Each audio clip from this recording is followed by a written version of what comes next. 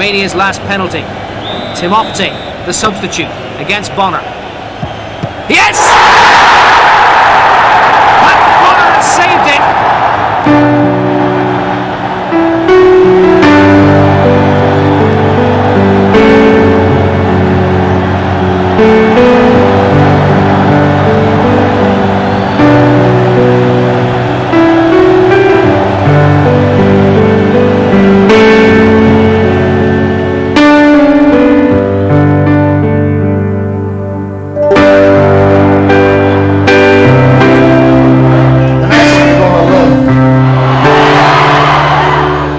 When he said that, we all love it.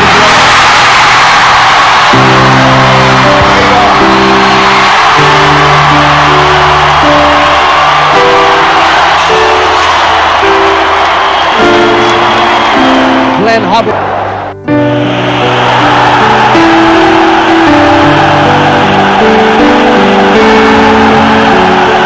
Congratulations of the Celtic fans.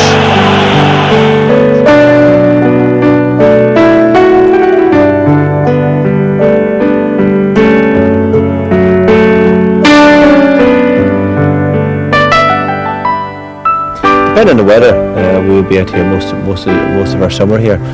Myself, Dennis, and my dad, and it was spent fishing, lobster, all different types of fish, and we used to catch by nets, and we used to pull dulse, which was a seaweed. We used to pull it and then dry it and sell it. We used to cut the seaweed for the local factory, and it was a great opportunity for us to learn what the sea was all about. Something that a lot of kids never have the opportunity to do. Now I come back every summer and get a chance to get out here and just get away from everything. I started off here in 1964 and you came to school in 1965. What was the date I came to school now? There you are there, the 10th to the 5th, 65. A few years ago, eh? A few years ago. You were, a lot of water's passed under the bridge. You were almost 5 when you came here. And of course, if you look over there, you'll see your attendance. How was it now? Was it good or bad? It was very good, with the exceptions of 1 year there. Where you were down when I broke my arm. You broke your arm. Yeah, that's when correct. I was pampered at home, and my mum looked after me. Spoiled, you see, when everybody else was well, it happened at the end of the month of September. Yeah. And of course the story is now told that you were on the way to being a goalkeeper at that stage, and you were up on top of a rock. Don't believe it, jumping off. Dennis claims that he could score goals too easily when you were in the grounds, but you're up on the top of the rock to beat you. We had a priest, Father Con Cunningham, who really was the first guy to start organised football. What he used to do is bring a group of kids, I think he had about 14 or 15, and he used to jam them all into his own car and bring them over here and really set up a match, and we would play them, and they used to be cracking matches, you know. We were only probably about 10 years old at that time, even less, and that was the first organised football. There was one particular occasion when I was in Fanad, and I went up one day to support the Milford team against the Rosses in the final at the Milford Convent. And Mickey Ferry, who was a very, very good footballer and played with some of the good teams since around, Mickey was taking a penalty at that match, and you were in the goals. And I remember telling this story often since. Not only did you stop the penalty, but you held it. I said that was going to be good.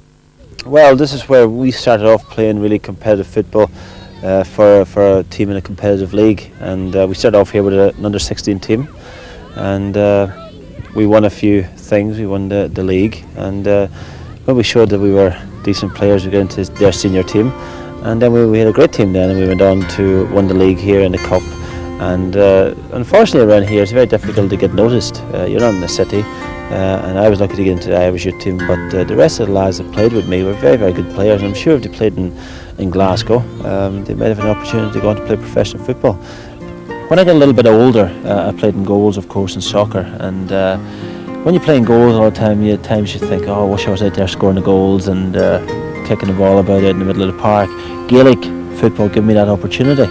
I played in the middle of the park, right up to senior level, and it helped my fitness, and it also made me nice and tough for what lay ahead in Scotland.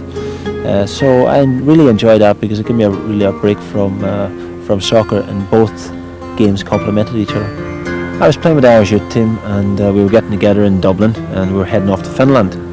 to play a game. So we had a little practice match before we went away, and Sean Fallon, who was the chief scout with Celtic at that particular time, was over watching games in the League of Ireland, and he came along to watch our game. So we met the team. He was flying back to Glasgow the next morning, and we were flying off to Finland, and he met the team there, and he was talking to me, and he asked me would I like to go on trial, and I said of course, I'd be delighted to. And he said, well, I'll get in touch with your manager, and he asked the name of the manager, and I passed it on to him, and I came back from that, and I was here at home doing the usual at school and so on, and next thing our manager, Maz McCall, told me that Sean had written to him asking me over for a trial, and I went over there in November 1977, and that was the first time I stepped into Celtic Park.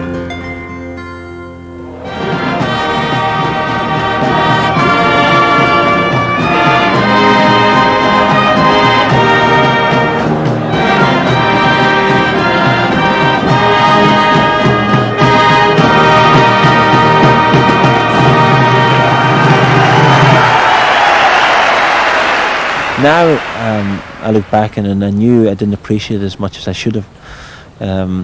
First year, it was an expectation of everybody to win things at that time. Now, when we're not winning things, you look back and say, I wish I had appreciated that a little bit more. But I did appreciate it, and I knew that my career was heading in the right direction. There was times, of course, in that particular year that Billy McNeil could have dropped me, and probably should have dropped me.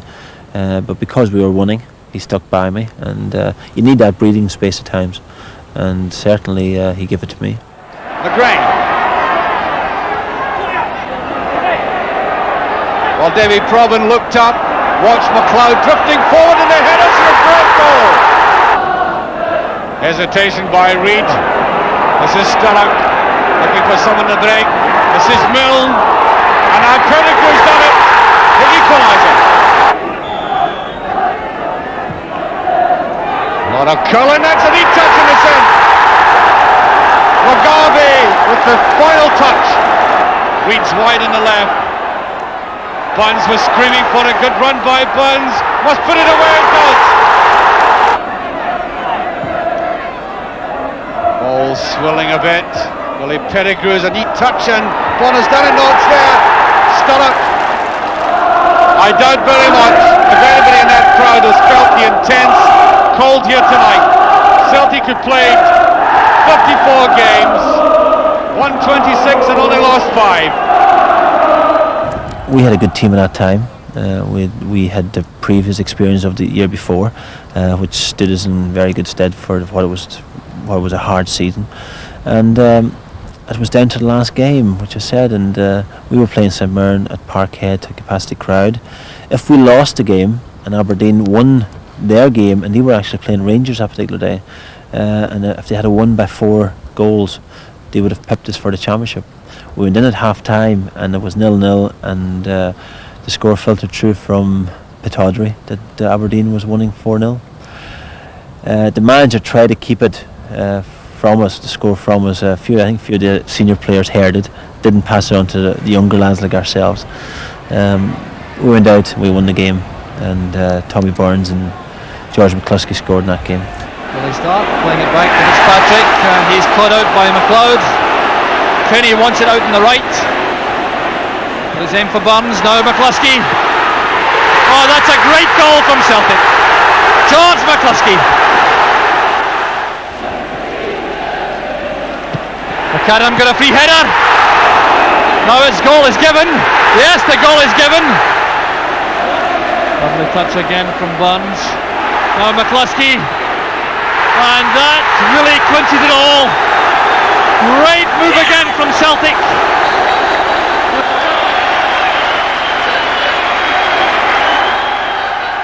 The cup was a little bit of a bogey for us, maybe because we put all our concentration on the league and the cup ran away from us and we got beaten vital games. We all seemed to draw Aberdeen to around that time in the cup, but we had our League Cup success against Rangers, and because it was Rangers, it was extra special for all of us, especially for us young guys, to go out and win a cup final against the old enemy. It's special in your career, and I think it was our first cup final against Rangers, like myself and Charlie and Mark Reid and people like that. So that was a special day for us, yeah. Now Provan. Inside it goes. And Nicholas does it again. 22 minutes gone. Charlie Nicholas gives Celtic the lead right out of the blue.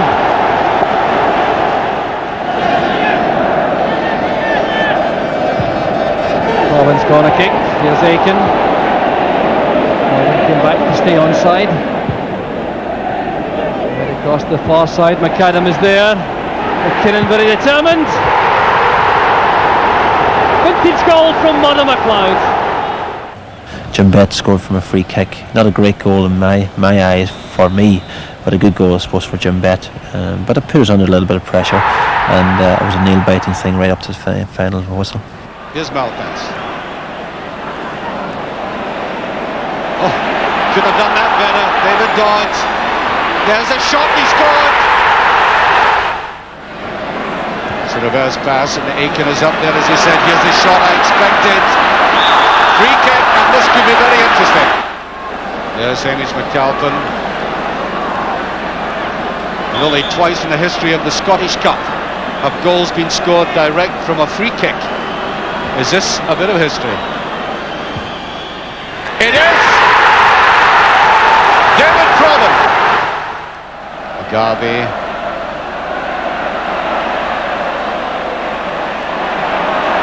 Hegarty. Here's Aiken. Good drifting ball, it's there, Mugabe. 2-1.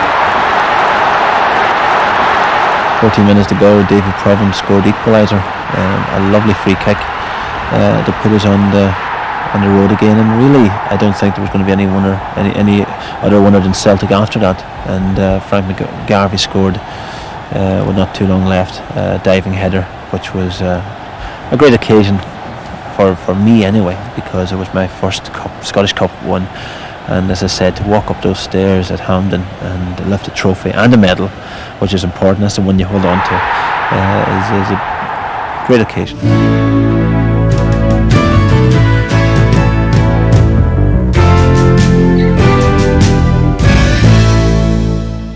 I think Celtic, or Rangers for that matter, are the only teams capable of doing what we did that year and catching a team.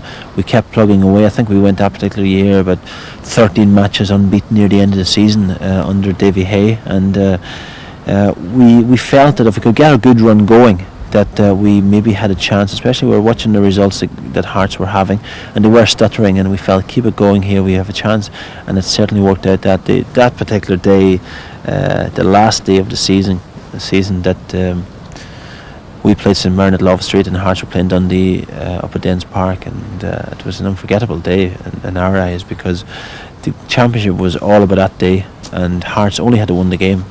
We were playing in the game, and we played magnificently that day. And a great header by Brian McClare. McClare doing well, winkling the ball free to McStay. Here's Mo Johnston. It's there! Celtic in full cry now as McClare gets free on the right. There's Johnston. Absolutely magnificent. Celtic are certainly playing like champions. Archdeacon testing Tom Wilson. Makes his way to the byline. Here's Mother McLeod now. McStay. Someone trying to play Celtic offside. We failed. Here's Johnston. Now Mother McLeod. McClare. We got the news near the end of the game. We had started to filter through in the crowd and the terracing that Dundee had scored, and there was a couple of different cheers went up right around the stadium. We didn't know what really was happening, and there was an almighty cheer when the second goal went in, and then I sort of turned behind me and asked some of the crowd what was happening, and they were more or less giving the score that Dundee was winning 2-0. Now that must be a goal for Dundee. Sheer bedlam around the stadium. We didn't really expect them to lose it, although we had to, for the sake of the fans and sake of everybody concerned, that we had a battle to the end. and that's what our amazing fans is all about.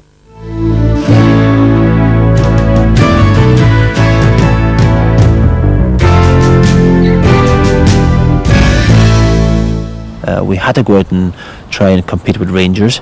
We knew that the players knew that we were as good as the Rangers players if we buckled down to it. We were given a sort of a new system by the management to adapt to, and we had players like Tommy Burns, Roy Aiken, Billy Stark was brought in, all very experienced players who wanted to do well and wanted to make sort of something happen in this particular year, especially because it's been our centenary year, a very, very important year in the club's history. McAvenny. That's Rogan. That must be a great chance. Must be yes. Wallace.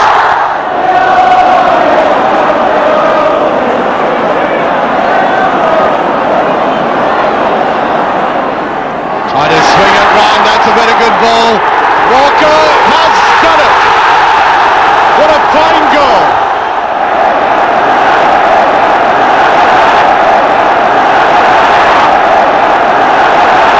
Walker again.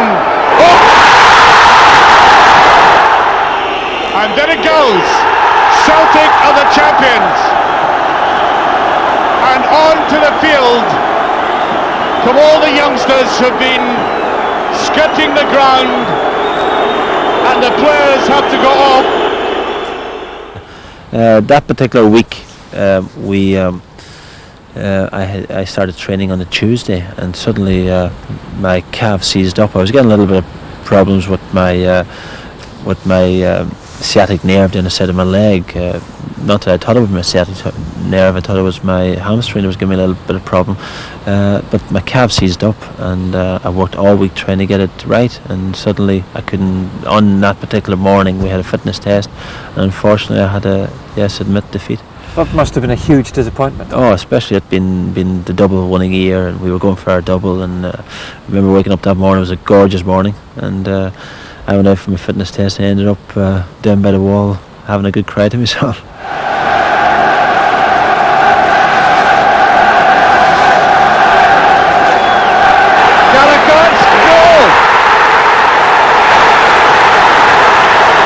Oh, what a superb goal! To the far side, here's Rogan. That's a better one, a equaliser. McAvenny. Beautiful run by Rogan, and there was McAvenny with Paul Hegarty beside him, not making an effort to go for that. A little jink to the line, and over it came, and bang, a good opportunist goal there by McAvenny. Lower one this time, and Mundy! McAvenny! McKinley with it. There's Derry down, and there goes the final whistle. The double for Celtic. A quite astonishing ending. And Billy Neal is being smothered by the bench.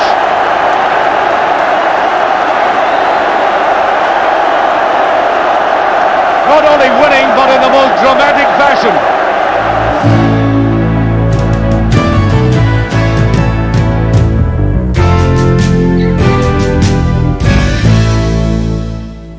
Now, the Irish setup was not successful in the early 80s, and on the one hand, you only had a couple of opportunities to prove yourself. Did you feel that you were never going to break through? Was it a frustrating time? Yes, very frustrating. When you go abroad and you're picked in the squad, and especially myself, because I was the only Irish player playing in the Scottish League, and you went with the team, and at times you didn't feel part of it because you weren't playing. You couldn't, you know. And again, the question that came across was I not good enough because I played in Scotland, and did the other players think that too? You know, and those were the questions I was asking. But So it was a very, very frustrating time, you know, and I was a little bit disillusioned with it all, you know. But I stuck in there, and that was important. And I got to know all the players over a lot of seasons. And now I think that in itself has helped me to get where I am today. Well, when I took the job and I first picked the side, the two goalkeepers available to me were Packie Bonner and Jerry Payton. And we went to Iceland and we gave them both a game. And Packie came through in the successful games, and he stayed as the #1 goalkeeper. Jerry, unfortunately, has sort of trailed along behind him ever since, because Packie has played so well and so consistently that you've never been able to say, look, I'm going to try the other goalkeeper. So Jerry's had to sit on the bench and twiddle his thumbs for nearly 5 years.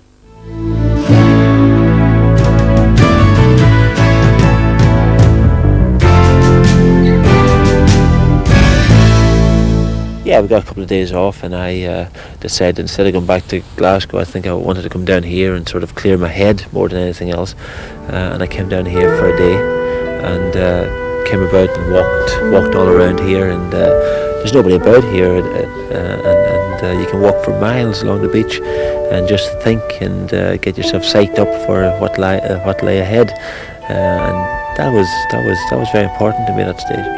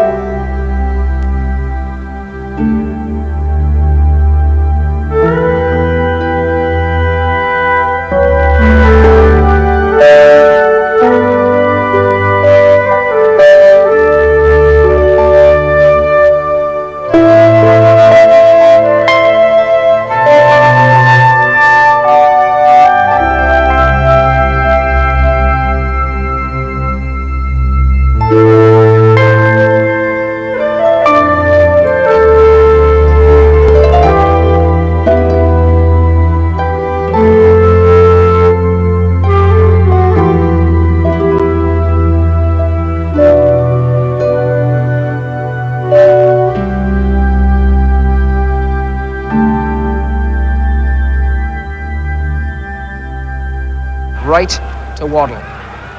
Beardsley. And Lineker, and back for Robson. Good stop by Pat Bonner, and he earned his corner there. That was a most important save from the Celtic keeper, and when he was called upon, he did it. Good build-up. Robson lethal in those positions. He stopped it, and what's more, he was there to hold it. We knew that we could beat them.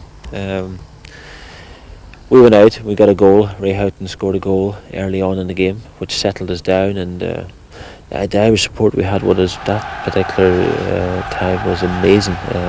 They went for a holiday first and foremost, with the games as a bonus, and the result then was an added bonus, and it made a holiday for them. But they went absolutely crazy when we scored that goal. Right. And the whole way through then the game unfolded.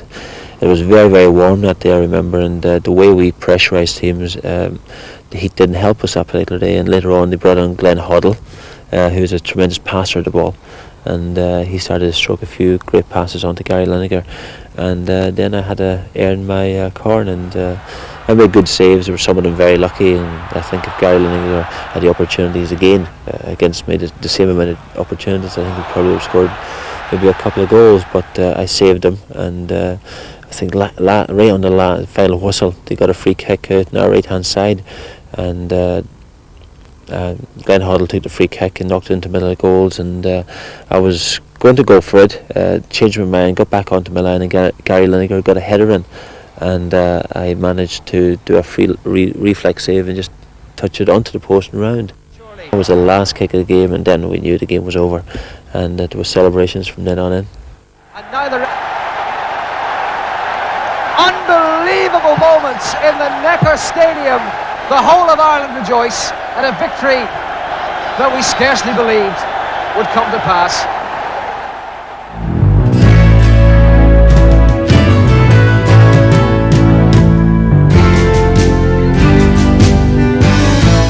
We should have won the game. That was the one game I think that we played very, very well in, and everybody back home says I think it was the best we've played since Jack took over at that stage, but we drew one each. Protestav scored for them, and we were disappointed. You know, Ronnie Whelan in that particular game scored one of the best goals he ever scored in his career. I felt a little bit on my back when I was kicking the ball out, because I was trying to put extra pressure and strength into it, because we'd like to play the ball as far forward as we can and play from there. And I felt it a little bit, but I got through the game no problem. And then I woke up on Thursday morning and I could hardly bend down. I was so stiff, and that was me. I felt that's my back away, gone completely. But again, Mick worked on it, but it wasn't right up till probably 2 hours before the game that I felt that I could play. And I told Jack in the morning of the Holland match that, Jack, I'm struggling here, I can't play. At that stage he was in his room trying to take socks out of his case, and he looked up at me and he says, "Listen, you're playing. If you don't play, you'll be letting everybody down." It was a way probably of saying, "Listen, come on, get out there and try it anyway." Until I got to the match, I was still very, very, very stiff. But Mick worked on me, massaged me, stretched me, and by the time that I was going out to play the game, I was fine. I wouldn't say fine, but I was good enough to play. So it just shows you, if Jack hadn't said that to me, I probably would have sat out the match and missed out on a great occasion. And McCarthy was in some trouble, but now it's Van Basten and Bonner in just the right place. And it's now Van Basten and played to Muren and back towards Voters. And Bonner, acrobatic but effective. They were a great team at that stage.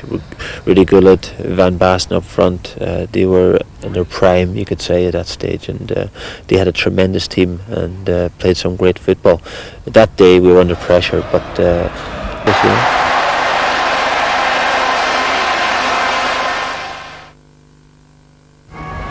Now, when you came back to Dublin, anybody watching would have thought you'd won the European Championship. Yeah, it was amazing. We didn't know. We thought we were coming back, and we would have probably a little celebration back in Dublin. We got back, and the streets were lined with people, as if we won the European Championships. And Jack commented after the game. He said, "What would happen if we won something here?"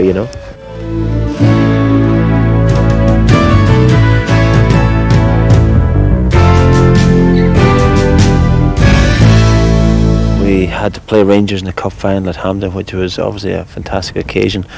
As I said before, all cup finals are great occasions, but especially when you play the Old Firm, it makes it that little bit extra special. And we played them, and the goal came from a mistake which probably wins most games against Rangers. A mistake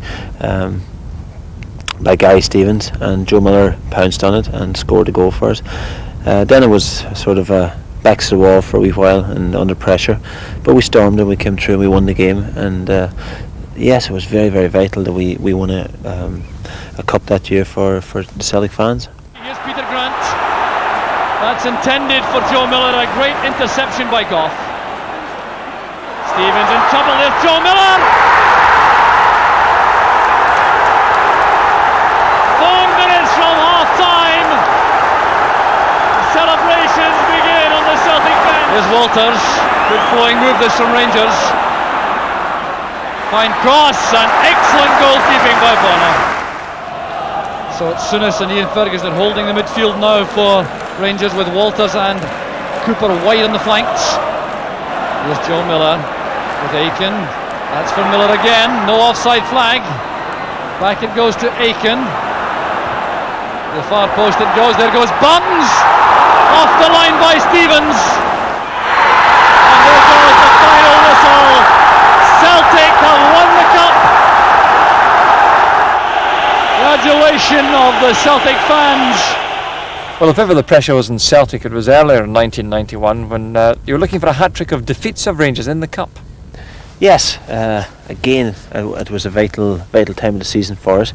If we had to get beaten that game, we would have nothing to look forward to, and it would have been a disaster really for Celtic. And we knew that we had to try and prove to everybody that we could match Rangers. So Hateley incensed there about being penalised for the foul, challenging Derek White in the air unfairly in the eyes of referee Waddle. The referee handling his first Old Firm match. Well, one thing's for sure, Jock, you won't get a free header when Mark Hateley's around, that's for sure. Coyne get a touch, there's Craney! Celtic are ahead! It's Jerry Craney! In the 6th minute of the match. Absolutely brilliant goal by Craney. A brilliant leap by Tommy Coyne under pressure from Richard Goff, but Craney's made a run just off shot there and fired an unstoppable volley. Collins made the tackle on Walters. There's Paul McStay looking for Craney forward. Beautifully retrieved from Nisbet. Harlock is penalised. It's a dub check with the free kick. That's well struck and deflected. 2-0 to Celtic. Darius Dubček takes the credit for the help of a deflection. It appeared to come off Terry Harlock. Bedlam here at Celtic Park. 37 minutes of the first half gone. 2-0 to Celtic. And here's the effort from Darius Dubček, thundering the ball forward. That appeared to come off Terry Harlock, and once again Chris Woods had no chance of stopping that. It was a thumping strike by Dubček. I think Chris Woods probably had it covered, and the deflection, just a wicked deflection, just took it out of the reach of Chris Woods. It's 2-0 to Celtic, and time is rapidly running out. Richard Goff is pushed forward to join the attack. It's all or nothing now for Rangers. Houstra plays that to the near post, but it's stopped by Bonner. Well, Graham Souness chewing his gum there, looking very solemn as you would expect. Been a very unhappy Scottish Cup occasion once again for the Rangers manager.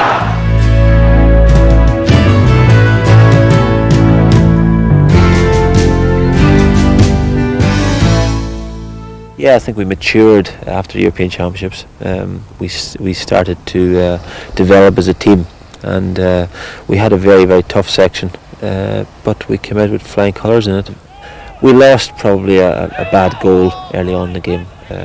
We thought the ball was out over the line, and if you see it on film, it certainly looked that way, and we stopped playing. And when you give opportunity to Chris Waddle to have time on the ball and put in good crosses, which he did, and right into Gary Lineker's path, although he tried to do something with the ball and it worked the other way, and he scored a goal. But that's the rub the green, and they scored. So we were under pressure, but we fought back again. We showed character and resilience, and we got back there, and we got a great goal from Kevin Sheedy. Now it's Sheedy.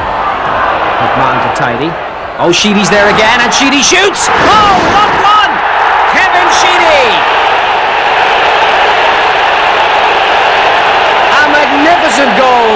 A moment of inspiration from the Everton midfielder. It was always going to take something of that order to bring Ireland back into the game, and it was Kevin Sheedy's determination that took him through and rifled it wide of Shilton. McMahon caught out, in went Sheedy, and that is the equalising goal. To play Egypt in the World Cup and not beat them was very disappointing, but they just sat back and they frustrated us, and but it was again a learning process. We've never come up against that before, and maybe the next time we play a team like that in a similar occasion, then we would be able to do better against them. But we weren't out of it at that stage. We went on to play Holland then in the final game and down in Sicily, and that was a tremendous occasion. We had played Holland before, and we knew that we were going to have a game on our hands, but we were ready for them, and Jack was very, very confident we would beat them. He felt that Rudy Gullit and Van Basten weren't playing as well. They had a lot of trouble in their camp also at that stage, and they weren't the team that they were 2 years previously. I think the first 20 minutes of that particular game, I think it was the best I've seen Holland play.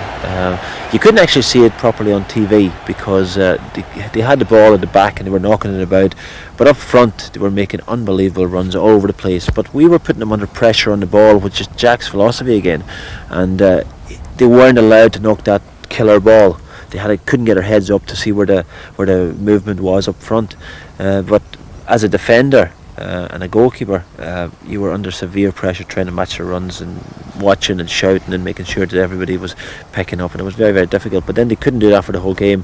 They scored, and it was a bad goal. We turned our backs on a free kick, which is criminal at the international level, and Rudy Gullit scored, and it was a fine goal. But we felt, listen, let's get up here and get at them, let's get this battling spirit in here and get at them again. And we scored from Niall Quinn, a long kick out with myself, which was badly cleared, and a little bit of a fumble by the goalkeeper, Van Brooklyn, but Niall was there to cancel it.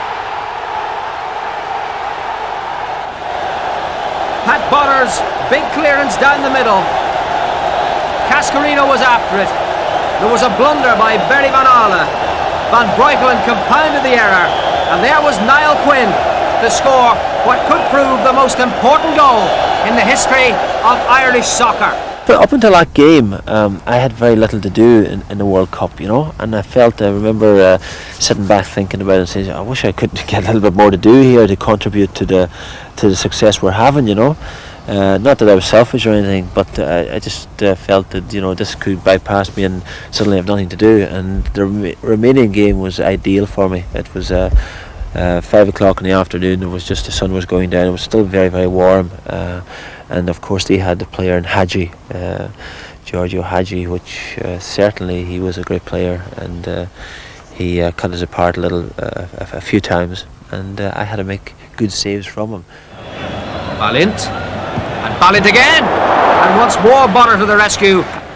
Romania's corner with Hagi. Raduccio, and Bonner making the save. It's Hagi. The shot, saved by Bonner. And he can scarcely believe it. The penalty shootout itself was the sort of stage that I wanted, and there was no pressure on me at all. Goalkeepers, if they saved a penalty, they're heroes. If they let it in, they're expected, or the takers expected to score. So there was no pressure under whatsoever, and the way it was working out, that I was getting close to each one, and I felt, the next one's going to be the one, He's guessed right each time. Oh, and he so nearly got there, Pat Bonner.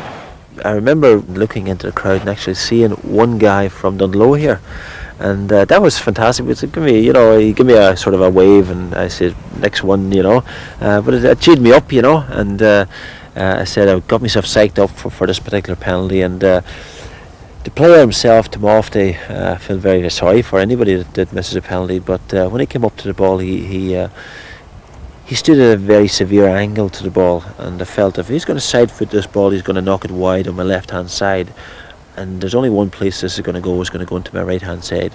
Fortunately for me, he hit it with enough pace that I could get there, and it was just about a yard off the ground, which was the ideal spot for me to make the save. But I read him well.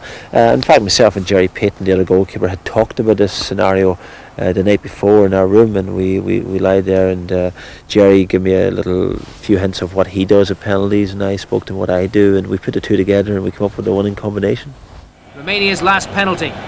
Timofte, the substitute, against Bonner. Yes! Pat Bonner has saved it, and Ireland can now win this tie in the penalty shootout. The big man from Donegal has set it up for the victory, and Jack Charlton knows it well. David O'Leary against Sylvie Lung. This kick can decide it all. The nation holds its breath. Yes! David O'Leary has done it! I could just think about my own wife and family at home and what they were feeling about it all, glued to the television, and the people back here in Donegal and Ireland. And we had some of the tapes sent out from RTA. It needed some coverage of what was happening back here in this country, and the whole place was going crazy, you know. And before the Holland match, we watched the tape, and they had part of my family on it and all that, and the excitement back home. And I knew that this was the moment for them all. And we sat back, and I must admit the tears were rolling down the face afterwards. Everybody was, you know, and Mick Byrne was in hugging everybody, and it was a super occasion. It's something that you remember for the rest of your life.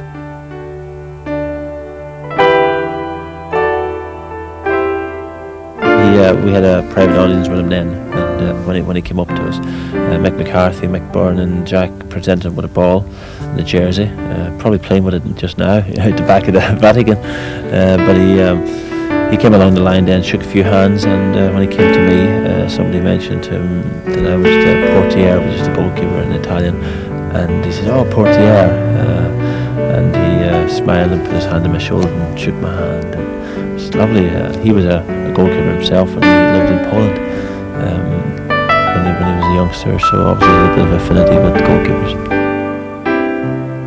Was the Italy game therefore a bit of a letdown, or did you really expect to go out in the quarter-final stage against the host nation? No, we didn't expect to go out, because again, with Jack Charlton behind us, you see, the great thing about Jack, he went through the whole thing before with England, and he won the thing, which was great to have somebody like that behind you and encouraging you and telling you that you can do it.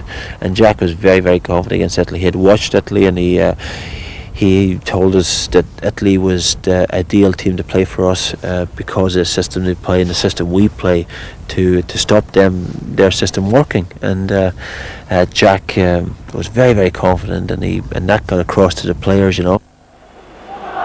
McCarthy with the throw. Off the chest of Aldridge.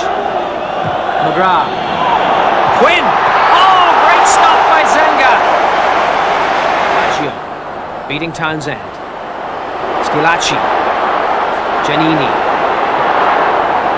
Now Donadoni. Oh, what a shot! And Schilacci! And it's there! And Italy have taken the lead!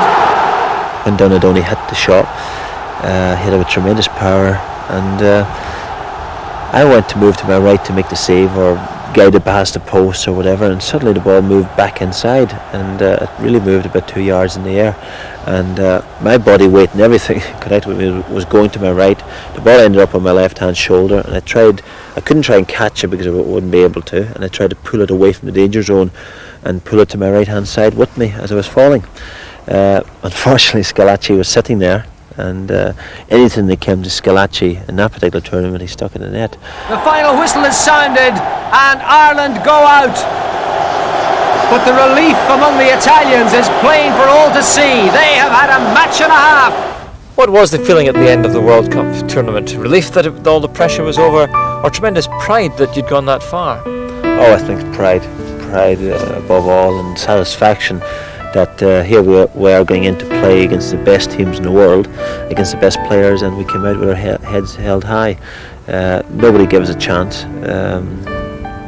We didn't have a lot of probably optimism ourselves, but we got there, and we went out and gave it our best whack, and certainly we were overjoyed with the way it went.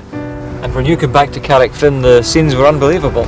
Yes, we came into Dublin first, and the crowd was big for the European Championships when we returned from there, but this was probably about 500,000 people packed into O'Connell Street in Dublin. It was frightening at times, to be honest. The kids were getting a little bit squashed, something I didn't like, but we knew that the country was so proud, and so proud of really the name Ireland again, you know. You couldn't, people wouldn't buy things like green T-shirts or things with shamrocks on them in the older days. Suddenly you couldn't buy them. during the World Cup. They were sold out completely. People made a fortune on them. But that was the pride thing again. And even now, when I come back into Ireland a year later, all the kids are still wearing their World Cup T-shirts and their Irish strips, and it's lovely to see. There's so many kids now playing soccer here in this country, and it's just down to the World Cup.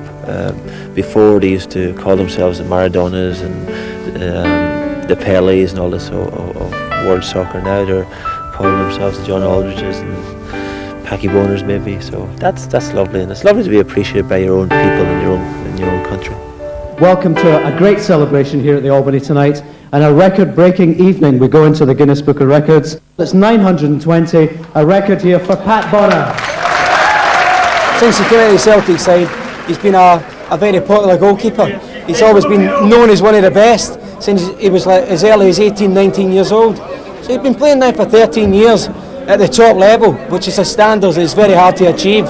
And that in itself speaks volumes for him as a person and as a goalkeeper. I think he's proved time and time again, playing for Celtic, playing for Ireland and playing against the best teams in the world, that he is number one. It took me about 6 years to understand what he was actually shouting from the goalmouth. But he said in his speech earlier on tonight, it took him a long time to earn respect, and he did that simply through his ability. I've never seen anybody who had the capacity to work on the training ground the way he had, and he deserves everything he's achieved in the game. Fabulous goalkeeper. For a big man, he's 6 foot. You get a lot of the big boys that can't jump, and Pat Bonner can come and jump, and when he comes to the balls, he looks, he's 10 feet high, and very impressed. I'm delighted that he's chosen his future with Celtic, because Packie, as far as I'm concerned, epitomises the best of our club. He comes from Ireland, he comes from a place that we know supports us and loves us. He shows his appetite, he shows his love of the club, he shows his determination to succeed and to do well. Like myself, he has stated openly that it's a privilege to play for the club. To be perfectly frank with you, I think it's been a privilege for us at Celtic Park to have Packie Bonner to play for us. My career has stemmed 13 years, and each year as you go along, something new happens, something better happens, and this is the climax so far. To have a night like this here in Glasgow by really laid on by the Celtic supporters, it's a lovely feeling. And now you'll be looking forward to the next great event, Celtic versus the Republic of Ireland.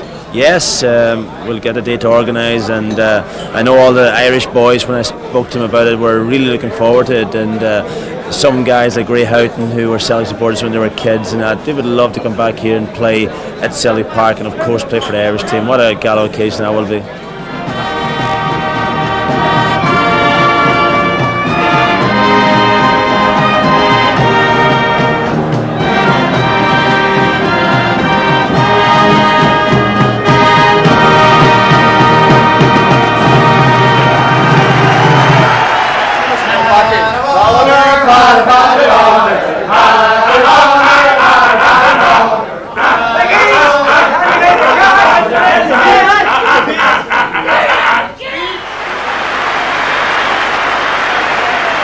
When you start your career, you don't look at records. You just go out there to enjoy playing football, to do it to the best of your ability, and suddenly things happen. Records become evident depending on how many years you play and so on, and suddenly they come about, and it's great to get them. And I'm delighted that now I'm the most capped goalkeeper in Ireland, and I've played over 500 matches with Celtic, and lovely things to think back on. A lot of people have played professional football, never really had the opportunity to do that.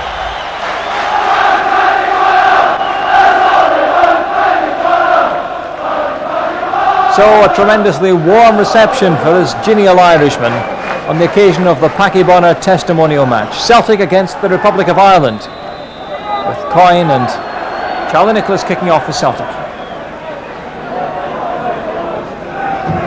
White touching the ball back. Now Darius Dobchek gives Packie Bonner his first touch of the ball in this match.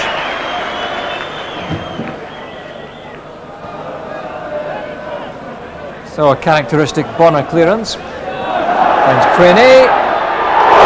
Attempt by Jerry Craney. Some worries on the Irish bench about that one. Craney again. Nice touch by Nicholas. Craney inside. Edge of the box, might try a shot. Jerry Craney makes it 1-0. Well, Steve Fulton congratulating Craney, and Nicholas had a hand in that, setting him free in the first place. Here's Kelly. Back to Sheedy. That's a good ball. Townsend! Well, Packie Bonner had to be sharp for that one.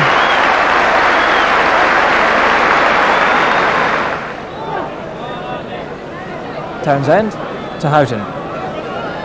Houghton's on the outside. Now it's Houghton again.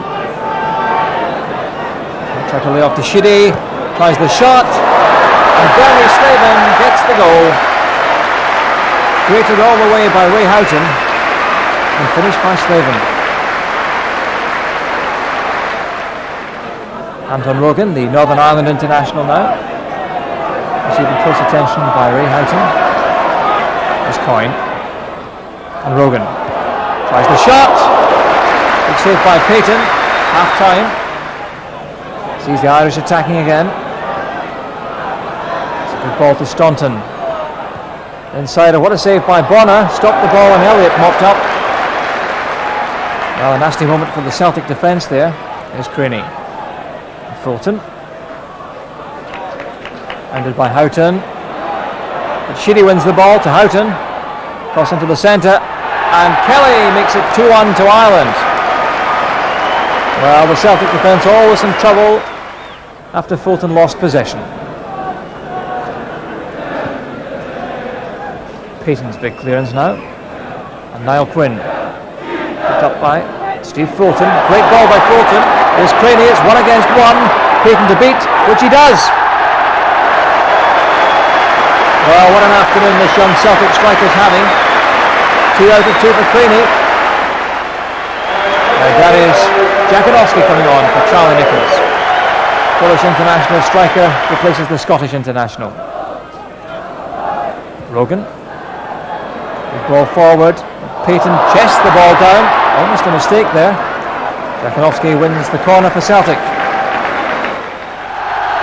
And Staunton and Kelly coming off as Liam Brady and Roy Aitken come on. 2 tremendously popular figures here, especially the former Celtic captain Roy Aitken. They'll be trying to stop up the defence here. The Celtic have yet another corner. Jakanowski in the middle.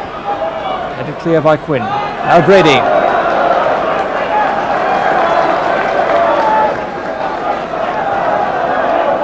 It's cut out very effectively.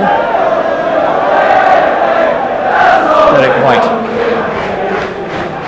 Rumble and Brady chant the Celtic fans. It's all Celtic at the moment. Anton Rogan with the cross. Payton's there. Jakanowski tries to control it. And well stopped by Payton.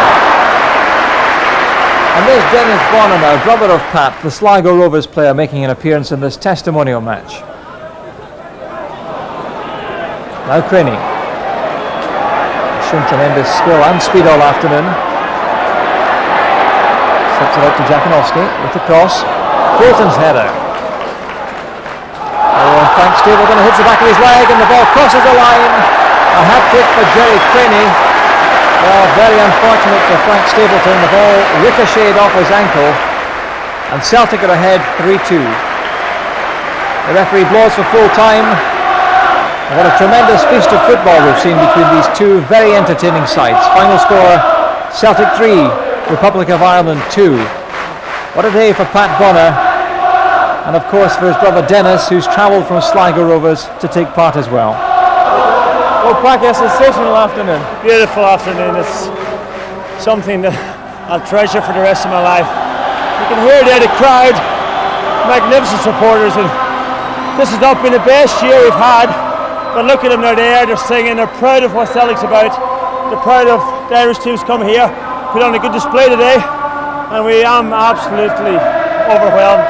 Wonderful to see so many Irish and Scots people united as one. Well, this is it, you know, this club has been founded on sort of Irish background at the very start, and now it's all come together here on this marvellous day, and I'm overjoyed and I'm proud for my family up there.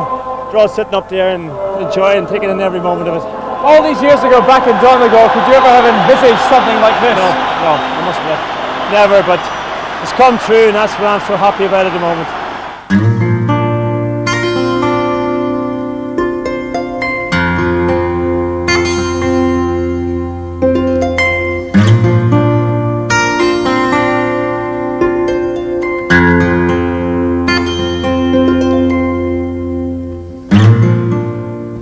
The opportunity wasn't there to play professional football for kids around here. I didn't think I would get the opportunity to. It happened for me. I was very, very lucky. I had a lot of lucky breaks along the way, and I've got to where I am with luck and with hard work. Really, since Packie's been in the #1 position, the team has taken off along with Jack Charlton.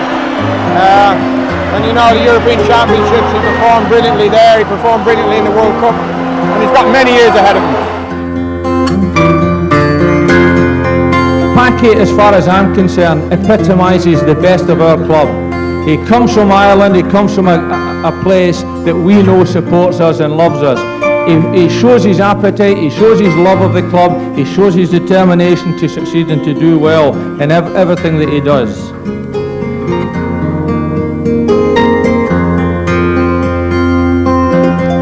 Packie's always worked very hard, he's always listened. If he's had a problem, he's come to me with a problem and we've discussed it through. But he's a good pro, he's a very good pro, he's a lovely lad, and he's never been 1 minute's problem for me since the day I met him.